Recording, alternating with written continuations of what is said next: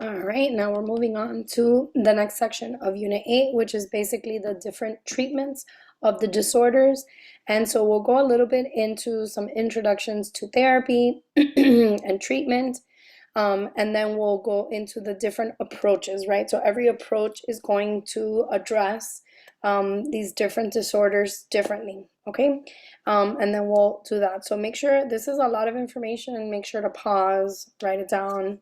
And you guys know the drill. Okay, we're almost there at the end. Yay, how exciting. Okay, so let's do a little bit of introduction to what exactly is therapy.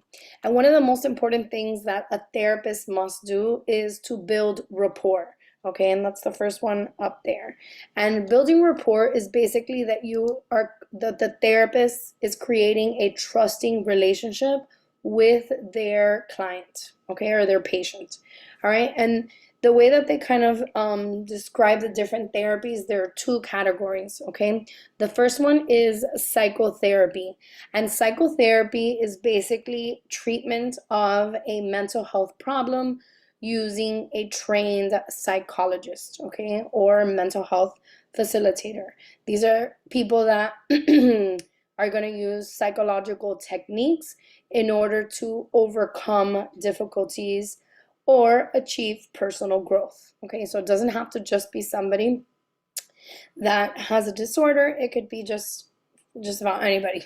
Okay, now there is a second type of therapy, and that is the biomedical therapy.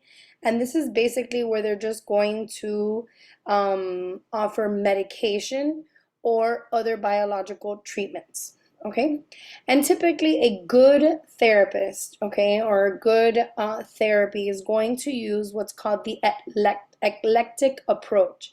And this is where they're going to use a blend of psychotherapies, which are basically going to use the different approaches when it comes to their clients, right? It's not just going to be like the psychoanalytic approach. They're going to use an array of that, okay? So we're going to start on the first approach that we're going to focus on, which is psychoanalysis, psychodynamic, right? This is the one, the thumb, it's the past, right? So psychoanalysis started with Sigmund Freud, and you guys should know him, so write that down.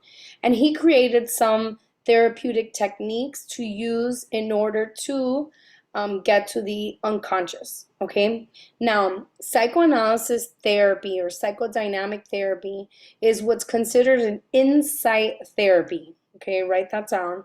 And humanistic also use this. And insight therapy is basically that they want to get insight into the patient, and then in order to bring awareness for the patient, so then they're bringing that awareness allows them to then resolve the problems that they're having, okay? So that's insight therapies, which is psychoanalysis and humanistic. Now, for psychoanalysis, they believe that the patient's free association, resistance, dreams, and transferences, and which we'll talk about, is basically where they have repressed feelings. Okay, and those repressed feelings come from their unconscious and their childhood. And what the therapy is for is to bring that unconscious, like repressed feelings to the consciousness to then address it. Okay, now for psychoanalysis, they're going to emphasize a lot on your childhood experiences and how it molds us as adults, okay? And some of the techniques they're going to use, it's what's called free association. We've talked about this again, like multiple times. And free association is basically just saying what comes to mind, and the therapist asking questions, and then they believe that the unconscious will emerge, and then they're trying to get like what's called like mental blocks, what they believe is resistance, right? And that's like what's hiding behind the person's like unconsciousness, right? Now the problem with this, some of the stuff is it's like the interpretation of the therapist, right? And then the there's some controversy in which, like, is it the therapist that is giving their own unconscious thoughts as well? Okay. But it is good to, like, for them just to get some insight into what is happening with the patient. They also use dream analysis, and this is where they're going to try to interpret dreams. And they believe that the dreams are what is in, like, what their consciousness remembers is allows them. That's that manifest content, right? Like, you're consciously remember the dream, the manifest content, and then in therapy, they're going to use the latent content and try to use symbolisms to represent what the unconscious wants, right? Like those desires. So it's kind of like, okay, if I had a dream with, me public speaking, that would be my manifest content. And then it was like, okay, well, how did you feel? What does that represent to you speaking in front of people? Okay, that would be the latent content. What does it really mean? Okay, now there is this thing called transferring that happens in a psychoanalytic therapy session, and this is over time, in which the patient transfers their emotional issues to the therapist. And this all happens unconsciously, according to them. And so the patient can either get, like, strong positive or negative feelings towards the therapist. So, like, if they're, it's speaking about unconsciously, like, things that brought up a lot of anger, they might transfer those emotions to the therapist. Okay. Now there could also be what's called counter transference. Okay, make sure to write that down. And this is where the therapist experiences their own unconscious emotional response to the patient. Okay, as a result of, like, during therapy. Okay, so just they keep that in mind, because as you're talking about these unconscious things, you can be transferring it to the person that you are